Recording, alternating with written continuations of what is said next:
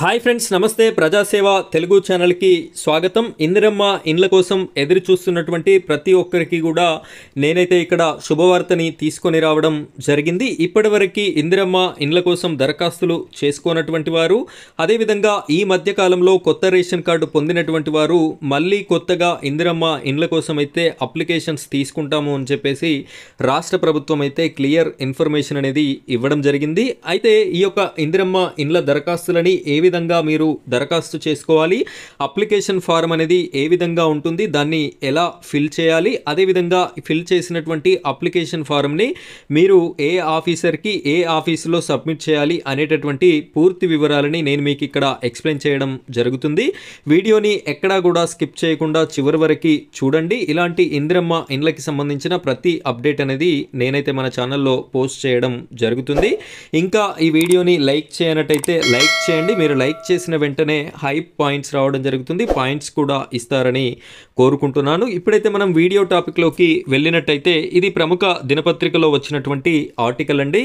ఇందిరమ్మ ఇండ్ల దరఖాస్తులు స్వీకరించండి అని చెప్పేసి కరీంనగర్ కలెక్టర్ గారు పమేలా సత్పతి గారైతే కింది స్థాయి అధికారులకి ఆర్డర్స్ని అయితే ఇష్యూ చేయడం జరిగింది. ఇక్కడ ఒకసారి మనం క్లియర్గా చూసినట్టయితే ఇందిరమ్మ ఇండ్ల కోసం ఎవరైనా కొత్తగా దరఖాస్తులు ఇస్తే స్వీకరించాలని కలెక్టర్ పమేలా సత్పతి ఆదేశించారు. ఇల్లు మంజూరై నిర్మించేందుకు సుముఖత వ్యక్తం చేయని లబ్ధిదారుల స్థానంలో అర్హులైన దరఖాస్తుదారులకి ఇల్లు కేటాయించాలని సూచించారు. సోమవారం కలెక్టరేట్లో ప్రజావాణి అనంతరం అధికారులతో మాట్లాడారు. ఎంపీడీఓలు ఇందిరమ్మ ఇండ్ల నిర్మాణ దశలను ఎప్పటికప్పుడు ఆన్లైన్లో నమోదు చేయాలన్నారు. 15 ఏళ్లు నిండిన ఇక్కడ ఇందిరమ్మ ఇండ్లకి సంబంధించినటువంటి కొత్త దరఖాస్తులు అయితే స్టార్ట్ అయినట్టుగా మనకి కలెక్టర్ గారు చెప్పడం జరిగింది. ఇది కరీంనగర్ జిల్లాకి సంబంధించినటువంటి ఇన్ఫర్మేషన్. ఇదే విధంగా తెలంగాణ రాష్ట్రంలో ప్రతి జిల్లాలో కూడా ఇందిరమ్మ ఇండ్లకి సంబంధించినటువంటి కొత్త దరఖాస్తులు అయితే స్వీకరిస్తున్నారు. ఈ యొక్క అప్లికేషన్ ఫారంని కనుక మీరు ఒకసారి గమనించినట్టయితే ఇందిరమ్మ ఇల్లు కొరకి దరఖాస్తు అని చెప్పేసి మనకి కనిపిస్తుంది.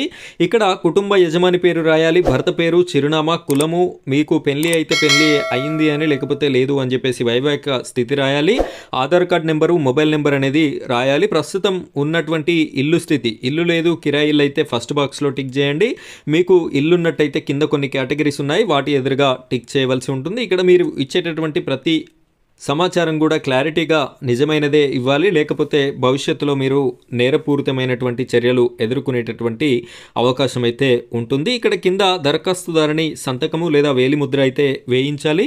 ఇక్కడ మీరు ఎవరి పేరు మీద అయితే అప్లికేషన్ చేస్తున్నారో వారి యొక్క ఆధార్ కార్డు జిరాక్స్ని కూడా దీనికైతే జత చేయవలసి ఉంటుంది. ఈ విధంగా జత చేసినటువంటి ఈ యొక్క అప్లికేషన్ ఫారంని మీరు గ్రామీణ ప్రాంతాలలో ఉన్నటువంటి వారైతే మీ ఎంపీడీఓ ఆఫీస్లో ప్రజాపాలన కేంద్రం ఉంటుంది, అక్కడ ఇవ్వాలి. ఒకవేళ మీరు మున్సిపాలిటీ ఏరియాలో నివసిస్తున్నట్టయితే మీరు మీ యొక్క మున్సిపాలిటీలో ప్రజాపాలన కేంద్రం ఉంటుంది, అక్కడైతే సబ్మిట్ చేయవలసి ఉంటుంది. సో ఫ్రెండ్స్, ఇది ఈరోజు మన టాపిక్. మరో టాపిక్తో మళ్ళీ కలుద్దాం. Thank you friends, thank you very much.